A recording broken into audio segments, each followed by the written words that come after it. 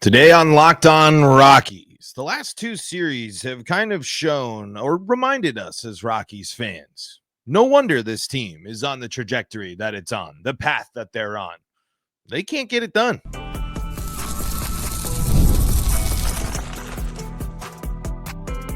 You are Locked On Rockies, your daily Colorado Rockies podcast. Part of the Locked On Podcast Network, your team every day. Rock on Rockies fans, welcome into the Locked On Rockies podcast for today, the 10th day of July in the year 2025. I'm your host of the Locked On Rockies podcast, Paul Holden, bringing you your daily Colorado Rockies talk right here on the Locked On Podcast Network, where you can find your team every day. If your team is still somehow the Colorado Rockies, then you're in the right spot, because that's what we do around here each and every day, free and streaming on your favorite streaming services and on the Locked On Rockies YouTube channel, where you can be part of the show. You can fire off your Rockies hot takes. You can let me know what's on your mind when it comes to the Colorado Rockies right here on your favorite YouTube channel, the Locked On Rockies YouTube channel. And today on the show, we're of course going to break down the Rockies getting blown out in a game, got out of hand late. This one was kind of a little out of hand, and the Rockies found themselves behind throughout most, I believe, or just throughout all of this ball game. And we were talking, close losses, good losses, increased offense in June and winning some more baseball. The last two series have put a damper on that and kind of just put a damper on the mood in general, because as we're reminded, the strength of the schedule isn't going to get any easier. Plus, a familiar face was DFA'd today, and some folks were saying, hey, maybe go get DJ LeMahieu.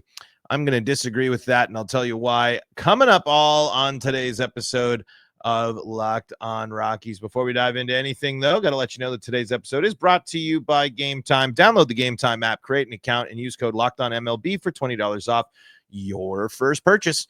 So, the game recap. Let's just recap it in the same way that we've recapped basically every other game in this series. The Rockies were getting in a game in which they were blown out on offense. Had some opportunities. Certainly, they were able to put up 8 hits and were able to score twice off of another late home run. So applause there. Actually, no runners in scoring position opportunities technically for the Rockies in this ball game. They didn't strike out 10 times, which is I suppose a plus. But this is a team that was thoroughly dominated and was trailing in this game the entirety of the game. Actually, in 8 out of the 9 innings. It was another situation where you're looking here, and Antonio Senzatella, not his worst performance, but only goes 5 innings, allows the 4 earned runs off of 8 hits, including 2 home runs, 3 strikeouts though. So for Senza, that's usually a nice improvement. 1 walk on the day as well.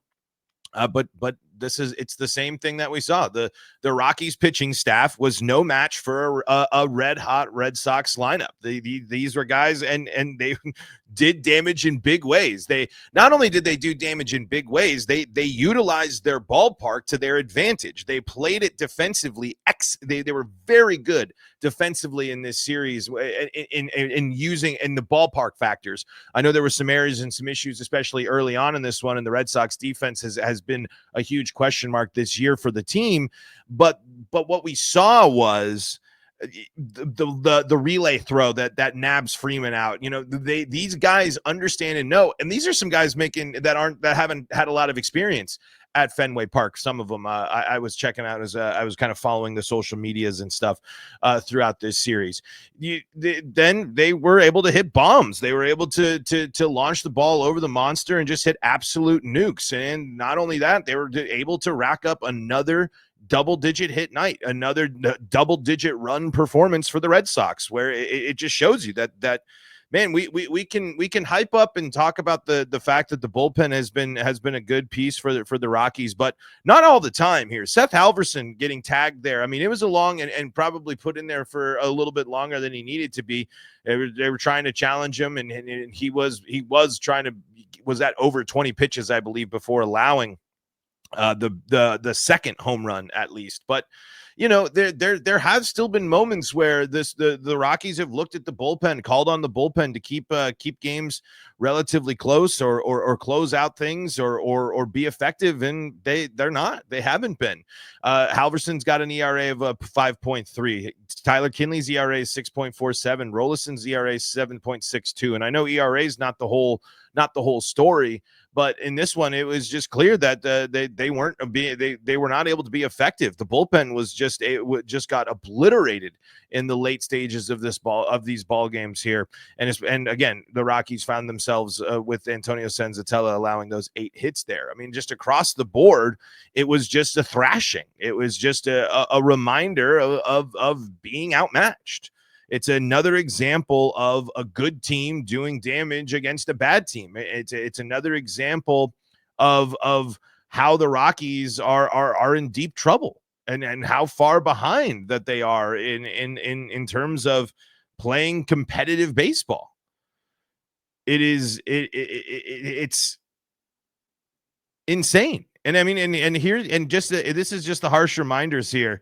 The Rockies just recorded their 72nd loss tonight, dropping to 51 games under 500. This is from Jake Shapiro over at Colorado, over on it's still the Fan, right?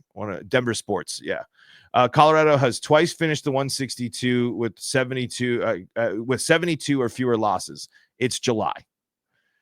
I mean, that is the harsh reminder here of just how bad it is. And I was reading in there was a new Rockies versus Connor edition came out today, and it's just to be sitting there and just kind of the reminders of just like, oh man, the response of this, what's next.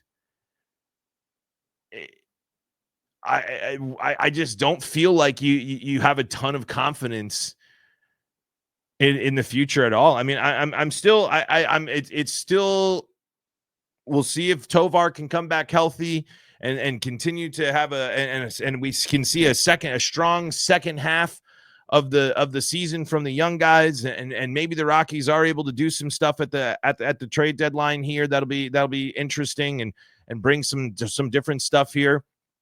But it just is like, man, you're just kind of reminded by this. Like this series, it's just one of those, and it's not like that's anything new this year, right? It's not like anything. It's just kind of like a like you struggle against the White Sox at home. Then you go to Boston, who has been playing better baseball, has been in a better spot, certainly, but also has their issues. And you just get you get your socks blown off. And now, you go to Cincinnati, where who knows, Cincinnati is has been a hot and cold team or whatever. But it all starts to settle in each night. It's closer and closer to this being officially the worst season in baseball history, and the worst season in baseball history by a margin. Maybe if things turn around and maybe the Rockies are a better second half team or whatever, but it just continues to soak in how bad this season has gone, how bad the performance on the field has been, and how the response to this is just already been underwhelming.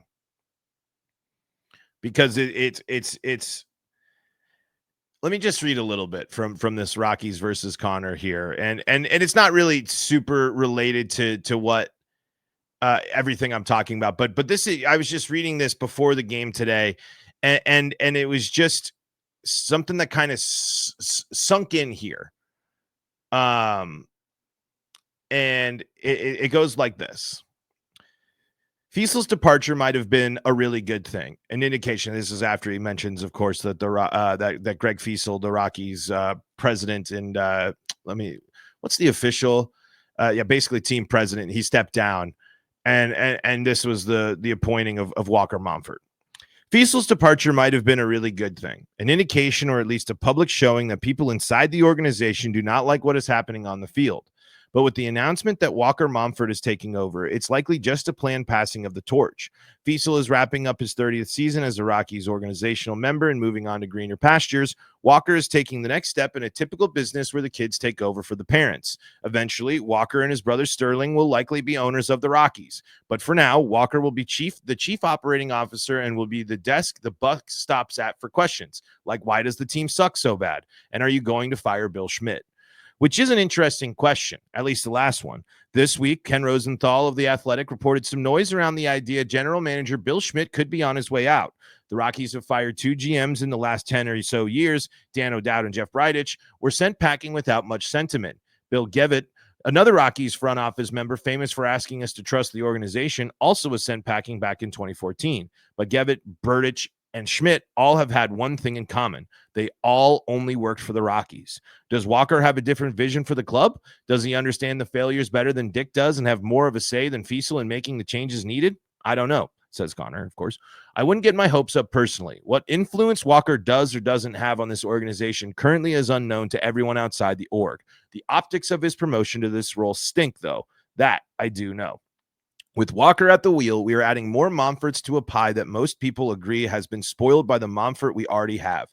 Dick's meddling in the operations of the team have led to miserable valuations of players, a loyal to a fault mentality, and a loser ideology permeating throughout the organization. This has all been said before, but if there's any hope that Walker Momfort will change his father's course, it has to be in the changing of those foundations that betray everything else the Rockies try. Scions have dismantled their parents' work before. It's just rare enough that if you expect it to happen, you'd be rightfully laughed at. And that's just like that just stuck with me like throughout the day today, where it's just the Rockies continue to double down. And if they want to double down, then they better be able to face the consequences of what remains the best or the toughest schedule in Major League Baseball remaining for the rest of the season. Well, let's talk about it more coming up next on today's episode of Locked On Rockies.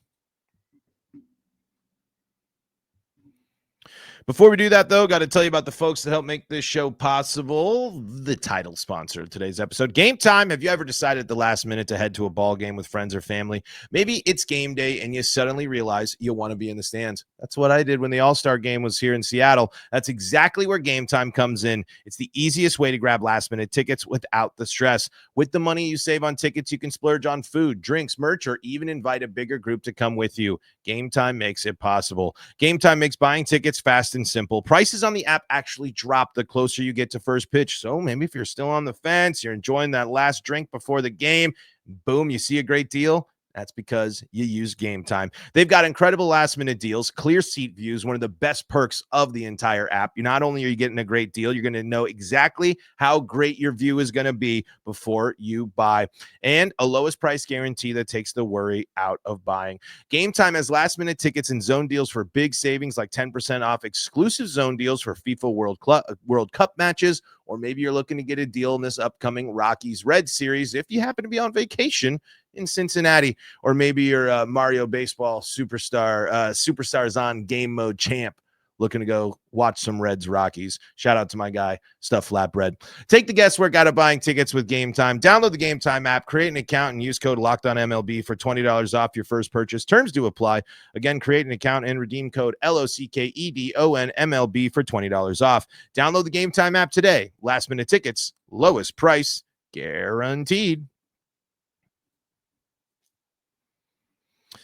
Back at it here for segment number 2 of today's episode of Locked On Rockies. We're free and streaming on your favorite streaming services and, of course, on the Locked On Rockies YouTube channel, where you can be part of the show and fire off your questions here, just like Felix says, as far as the trade deadline, do the Rocks need to focus on MLB-ready players or prospects? Probably prospects, I would say at this point.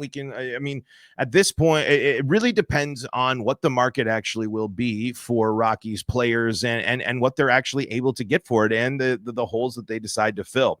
In reality, do you need to target the MLB-ready talent, or can you go and give some guys some opportunities to see what's happening and see what they can do against Major League talent? you can certainly go that way, but you'll probably still have a Kyle Farmer, for example. You have Sam Hilliard still waiting in the wings there. That could maybe be a DH or something for you. And these aren't the best options. These don't make, these aren't options that are going to sit here and make you say, wow, that's going to immediately make them, change course and avoid the history. But you get Ezekiel Tovar returning. You probably don't move. If you're ending up with, you're not going to get much for probably Arcia. Estrada's probably going to stay put as well for the Rockies. So if you do move on from McMahon, you can throw one of them at third base and the other one at second. And then you'll probably be sticking with Tolia at first base over there and maybe trying some other stuff there. Possible. I'm not sure. And then from there, you have plenty of options to fill out your outfield for the rest of the season. The question also will be who gets, with Ryan Feltner being activated, who will, and eyeing hopefully a return I'm assuming after the All-Star break. At this point, the Rockies do have some arms they can call up if they're replacing some arms in their starting rotation as well. Same with bullpen. You can probably have a lot of things where you could call some guys up and have them spend some time in the bullpen as well. So probably prospects. I mean, major league ready guys, unless they are guys that are going to be around and guys that can be part of the team for down the line is probably the move, because again, as we've talked about a lot, it's just not clear when the Rockies will be on a competitive timetable again. So why not just stock up that farm system and see what can happen? And I think some folks maybe, they listen to that and they're like, man, can you go an episode without bringing up the Monfort thing, bringing up the ownership, bringing up that type of stuff? And it's very hard not to.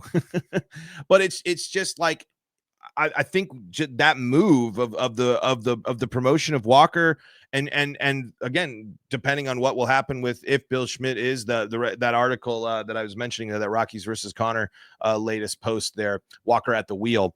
It does also highlight, if Bill Schmidt's on the way out and he kind of knows this, there's kind of some implication that there might be some rumors of that.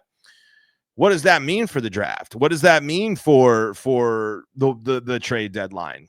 Are you and what does that mean for the replacement if you are moving on from Bill Schmidt?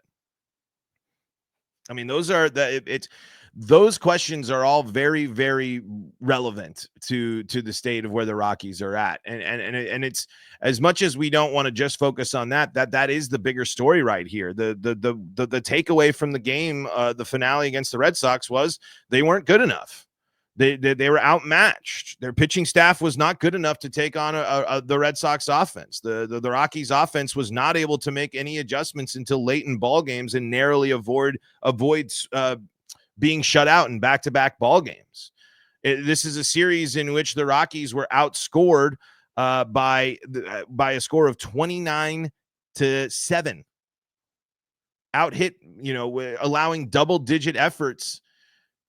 A double-digit hit efforts in 3 games. This is a team that dropped 2 out of 3 at home to the White Sox.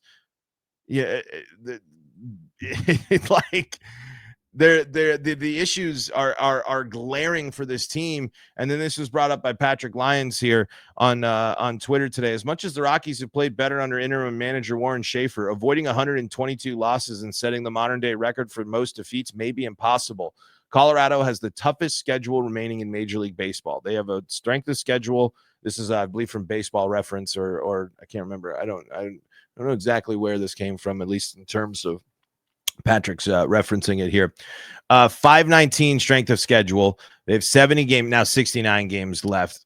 They still have 7 games left against the Dodgers. They have 3 against the Astros, 3 against the Cubs, 3 against the Blue Jays, 6 against the Giants, 7 against the Padres. And in terms of easiest opponents, they have 6 against the Pirates, and you're going to see great pitching in that series. And even with the Pirates' inability to score, the Rockies are going to strike out a ton there. Baltimore, who knows? They might have a little bit more energy. Miami, the Rockies were able to sweep them, but they have been a much better team they have been a great team on the road of late, and a much better team. Cleveland, question marks there. We'll see there. Angels, some question marks there as well. And the Twins have been, decently solid, but kind of just been classic Twin stuff is there. So if you're the Rockies, you need to be able to look at winning those 6 series there. But how can you have any confidence in the Rockies winning any series when they haven't done it at all? If you're able to win those series, let's see, and I know this doesn't factor in all the losses, but let's just say it's not sweeps, but if the Rockies win so that's 4 wins against the Pirates, 6 if you take 2, 8, 10, 12, add 14 wins to the Rockies win total right now. 14 wins puts them at 35 wins. That's still not good enough to avoid the history. And those are just the possibility that they even finish, that they're able to even win those series. That's if the Rockies win those series against that. They still will find themselves, if they win those 15 games. Or what was it? Yeah, was it 15? I'm sorry. I've got to go count again here because I rambled off. 4, 6, 8, 10, 14 games. 14 games, not 15 games. That makes them 30. That puts them at 35 wins. They still need another 6 wins on top of that to tie the White Sox, and they needed a 7 to outpace them.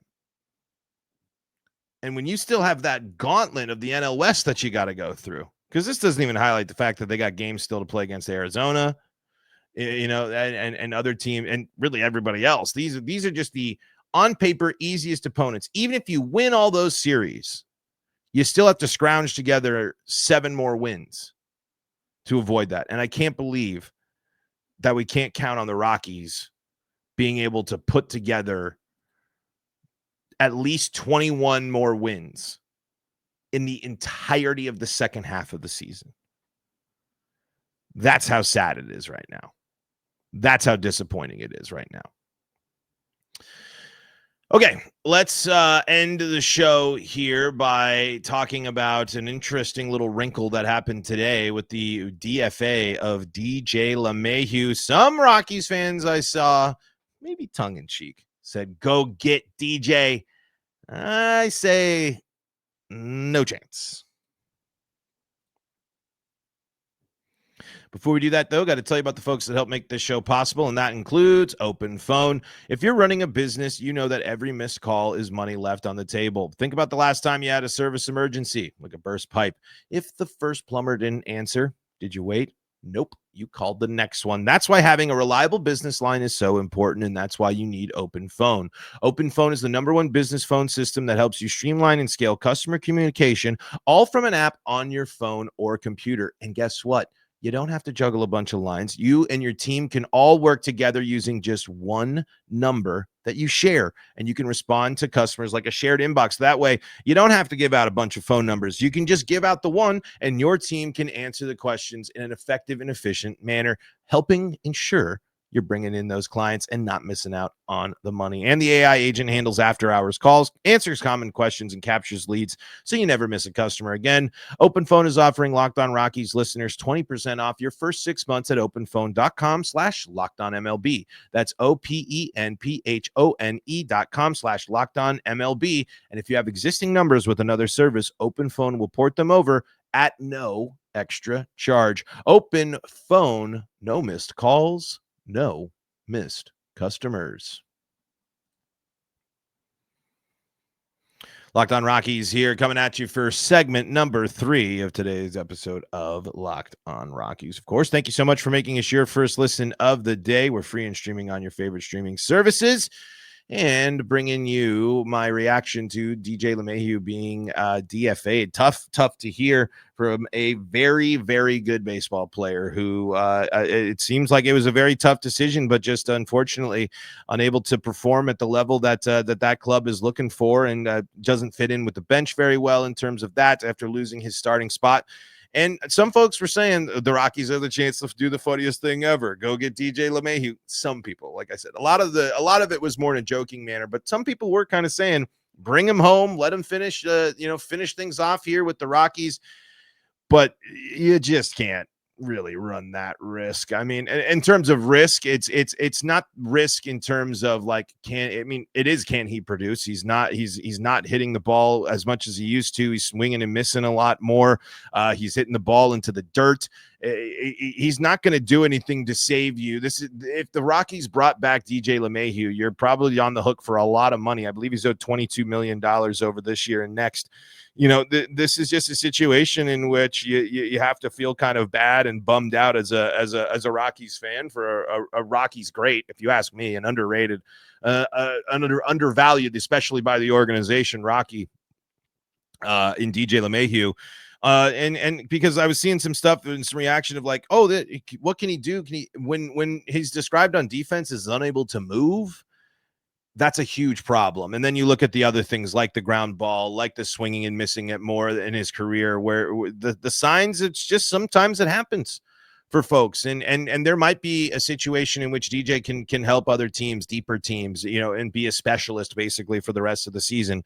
But there's really nothing outside of a positive PR spin that the Rockies can throw and say, hey, look, we made up for what we did all those years ago. And instead of valuing DJ LeMahieu, we brought him back for him to play on the worst baseball team in modern baseball history. So, yeah. It'd be a very Rockies move. It certainly would. But if you ask me, it's just not the